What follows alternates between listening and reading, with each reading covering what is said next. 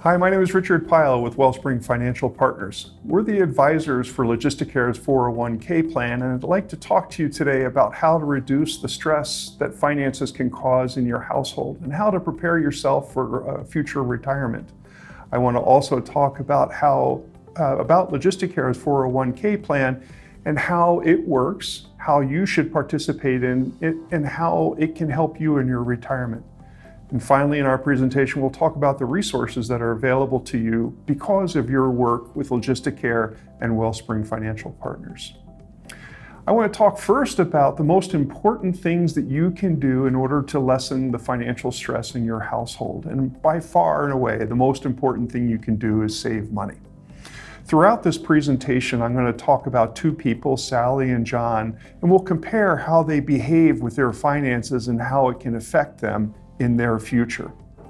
Again, saving is one of the most important things that you can do, and you'll see in this presentation here that Sally saved $40,000 starting very early in her life. It sounds like a lot of money, but she put a little bit away each month for 10 years until she got $40,000 away.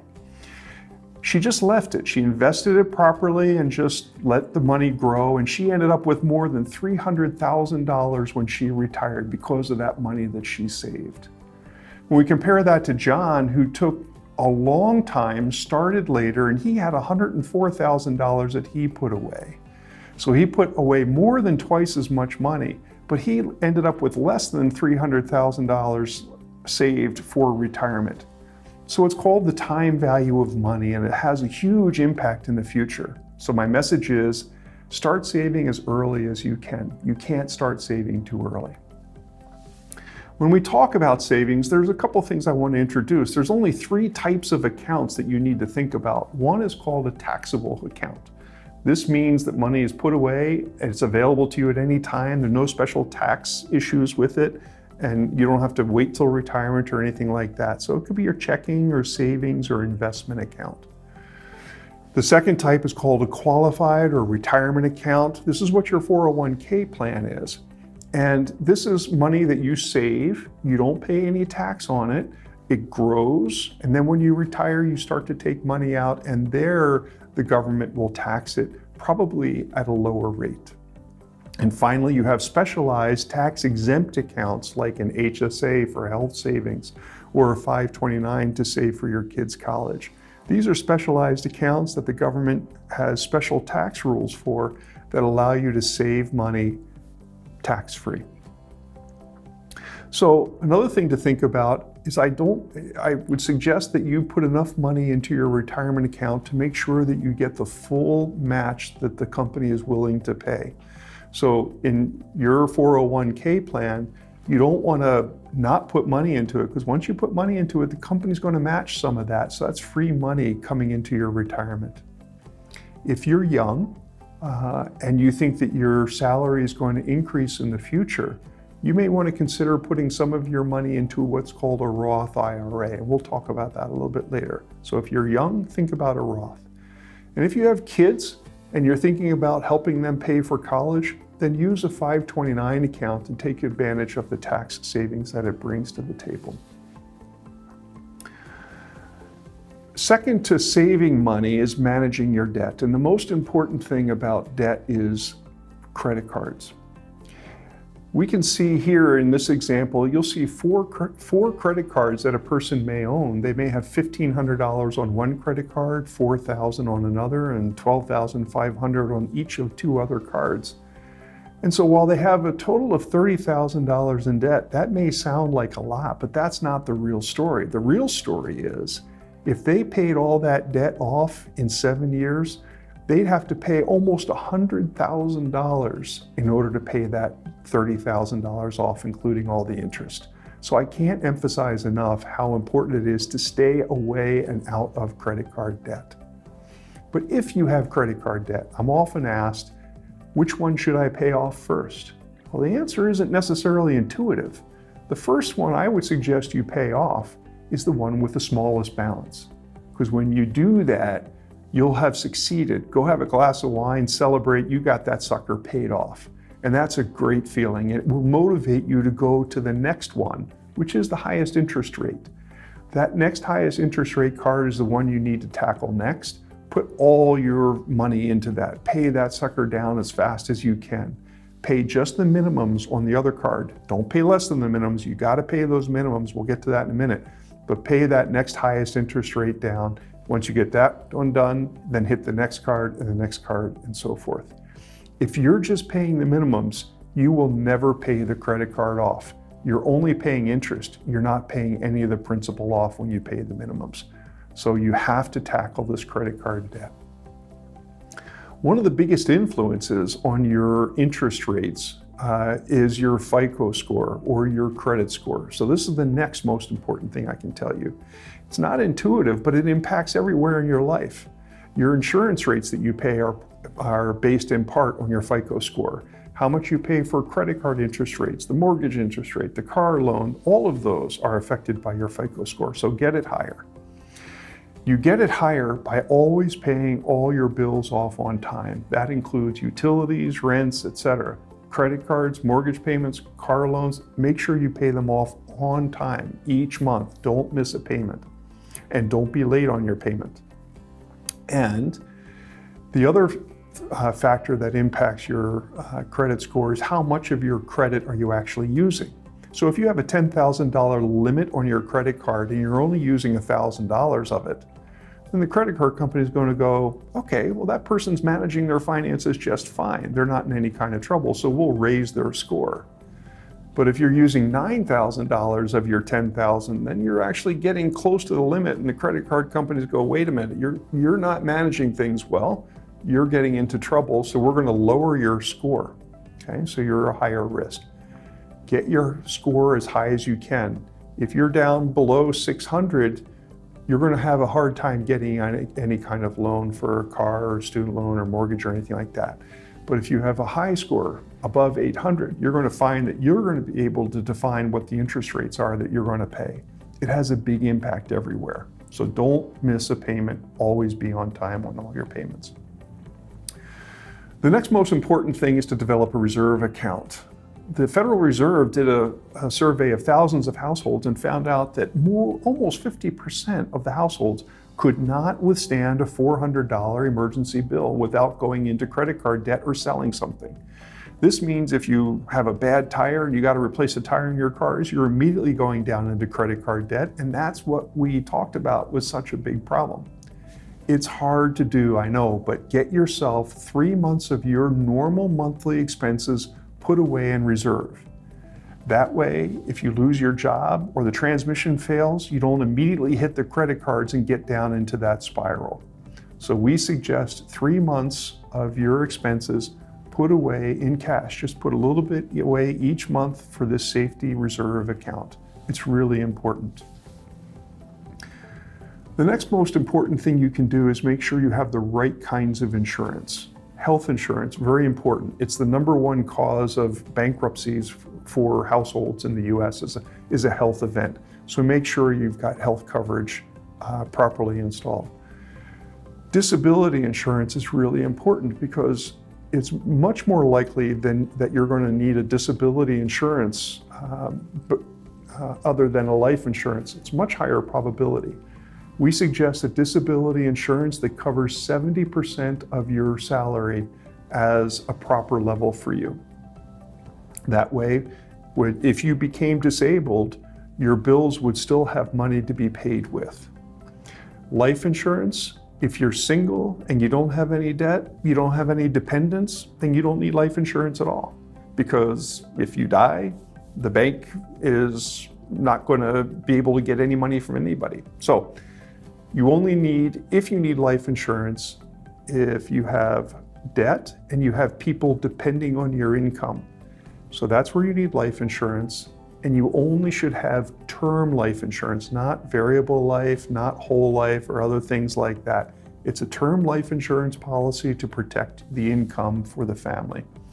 Make sure you have car insurance and homeowners insurance or renters insurance to cover your valuables in the home and the investments that you have.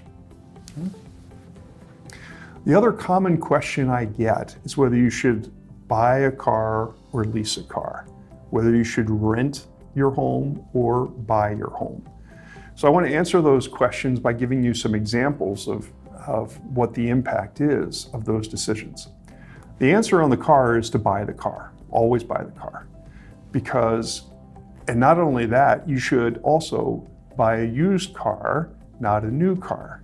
Let me just give you an example. We love our new cars, but it's really, really expensive. If you bought a new car for $24,000, but instead of doing that, you decided to buy a used car for $16,000, and you took that $8,000 difference and you invested that. And if you started that when you were 24 years old, and you just put that money that you saved by buying the slightly used car away, and you did that each time, when you retired, you'd have more than $500,000 more in your pocket ready to retire. We love our cars, we really do, but they're really, really expensive. You should try to buy a home and not rent a home. When we compare rent versus paying a mortgage, let's use an example where we're paying 5 years of rent. The total there could be $120,000 in this example. You compare that to buying a car, buying the house, and yes, you're going to have to pay a mortgage, and you'll pay $125,000 in mortgage payments in that same period for a typical mortgage. But then you will have established more than $120,000 of equity in your home that you can tap later on. So you're building wealth in your family rather than just paying the landlord. So if you're going to stay in the same place for more than 3 years, I would suggest that you buy the house and not rent it.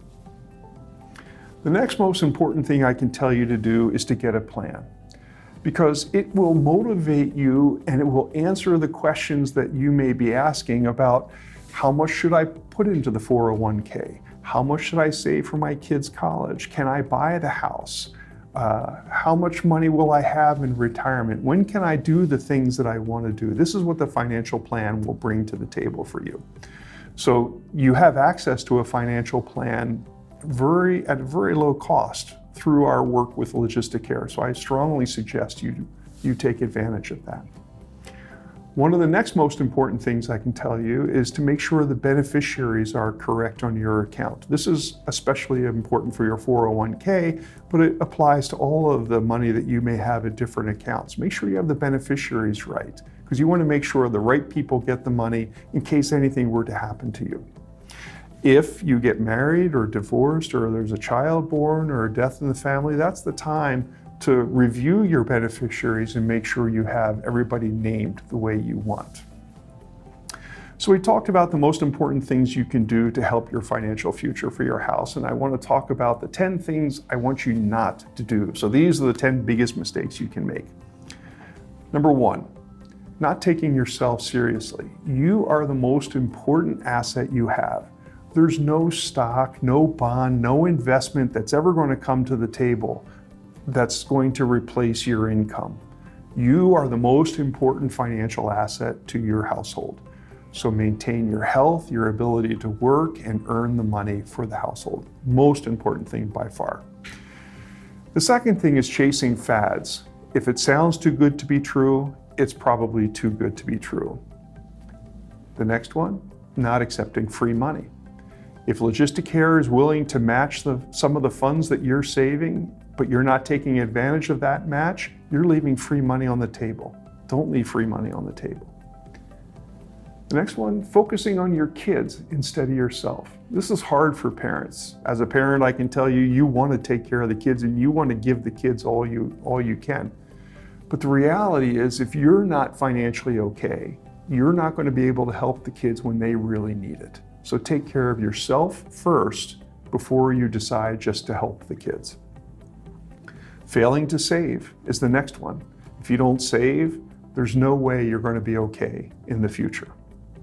Ignoring your health.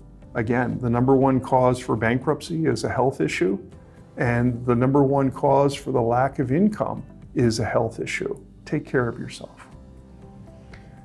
Getting abused by Wall Street is another big one. Make sure you're invested properly. We have whole presentations and courses that we give on investing. Make sure you pay attention to that to make sure you're making your money do the best work that it can without getting abused. allowing debt to control your life. If you've got enough credit card debt that you're being driven by that rather than managing the debt properly, that's a bad thing. Don't let debt control your life.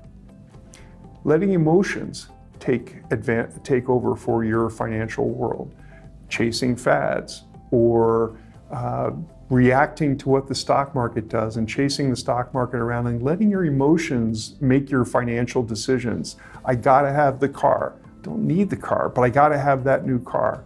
Those are the kinds of things that start you down a path of financial stress. And not having a plan. That's, if you don't have a financial plan, you only have a wish.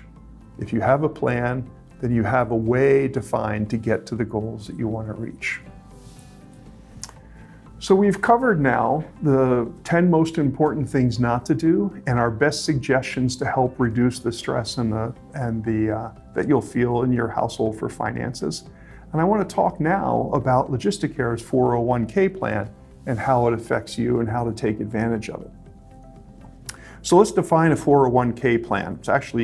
It's a section of IRS code called 401k. That's where the name comes from. But it's a tax-deferred savings plan sponsored by your employer. It's a lot of words. We picked that up. We'll take a couple little pieces of that. The word defer means you take some of your salary, instead of putting it in your paycheck, you put it in this savings account. And the government agrees to defer paying taxes on that. So they're not going to tax that money. So it just goes in there and it starts to grow if it's properly invested. And you keep that in your plan until you retire. Your employer has agreed to match some of that money. So you put the money in. If you put the money in, then the Logisticare puts some money in also, because they want to invest in your financial future also. So that money goes in, you invest it, and it grows and it grows and it grows, and the government's not taxing any of it until you retire, and then you start to take some of the money out slowly over time. And at that point, the government's taxing it when it's coming out, presumably at a much lower tax rate. Okay? So that's a 401k plan. So we're going to talk here a little bit about Sally and John here, because there's actually quite a bit of advantage to using this tool. We talk here and show Sally and John. Each of them have the same salary of $3,000 a month. We look at Sally, and she says, okay, I'm going to take $300 of that and I'm going to defer it into the 401k plan. So it doesn't go to her paycheck, it goes to the 401k. So now her taxable income is $2,700, okay? Because the government's not taxing that $300. So let's assume she pays 25% in federal taxes, or $675. So she will take home, after taxes, $2,025. And by the way, she's put money away into that savings account for retirement also. So that money didn't go away, it's just parked over here, growing, presumably. So we can compare that to John, who isn't going to take advantage of the 401k. He's going to save his money somewhere else. So what he does, he has a $3,000 salary, and he takes all of that and he says, oh, that's good. Okay, but then he pays that same 25% income tax, which is $750. Then he takes that same $300, and not before tax, but after, he goes and saves that somewhere else. He only gets to use $1,950. So you can see that there's quite an advantage to Sally. Not only did she keep hold of that $300 and she'll use it in retirement, but she paid less in income taxes. So that's what's so great about a 401k plan. Actually, there's a little bit of a extra complexity in the Logisticare's 401k plan, which you can take advantage of. So you can put the money in pre-tax, meaning the government's not going to tax it. That's the example I showed you before. And when you take it out, you're going to pay tax later on in retirement. That's the normal retirement. The other type or side of the 401k plan at Logisticare is what's called a 401k Roth. And that means money goes into that portion of your retirement plan. You pay tax at that time, but then you never pay tax on any of the growth. You never pay tax on the money when you take it out. And if you're less than 40 years old, then this probably really makes sense for you. So if your income is relatively low and you can store some money away in the 401k Roth and you're relatively young, I would suggest that you strongly consider using that vehicle of the 401k plan in Logisticare. So as I talked about, people who should use the 401k Roth portion are people who are younger, who expect their salary to increase in the future significantly, and who don't need that money until they retire. It's quite possibly that the Roth portion of the 401k could make a huge difference in retirement. Lots of rules around it. I suggest you reach out to whoever does your taxes, or you can certainly talk to us, and we'll give you some thoughts on whether the Roth contribution actually makes good sense for you. So let's talk about the specific details, the down and dirty, gory details of the 401k plan at Logisticare. First off, you're eligible after being employed there for 2 months, as long as you're 21 years of age. You'll be automatically enrolled on the first of the month after 2 months, okay? And Logisticare will start to match the money that you can put in, and you should make sure you put enough into your 401k to take full advantage of that match. You have the possibility of taking loans out from your 401k plan, and that can make sense in a limited fashion. It's something that we don't strongly recommend. You shouldn't plan on it, but it can be a useful tool. There are lots of rules around there, and there are some places where you can get in trouble. So the 401k loans are available. Use them carefully, okay? So now let's talk about, once you've deferred the money and Logisticare has matched the cash that you've put into the 401k plan, you're actually going to want to invest it. So you defer the money, Logisticare matches the money, but then you have to decide, how do you want to invest that money? Because you don't want it just sitting there as cash, you want to invest it. I would suggest, with no other information, that you consider using a target date fund. A target date fund is just a mutual fund that automatically changes as you move along in time and adjusts itself to be invested appropriately for your age. And the way you do it is real simple. You pick the year you think you're going to retire, and you take that year, let's say it's 2035, and you should invest your retirement funds in the 401k in the BlackRock LifePath Index 2035 plan. So that year is in the name of the mutual fund that you should look at. So that's what a target date fund does. It invests early on fairly aggressively with high risk and high returns. And as you get closer and closer to retirement, it slowly evolves to be more and more conservative because it knows you're going to need that money in retirement. So it's a very straightforward and easy way for you to invest and basically set it and forget it, okay?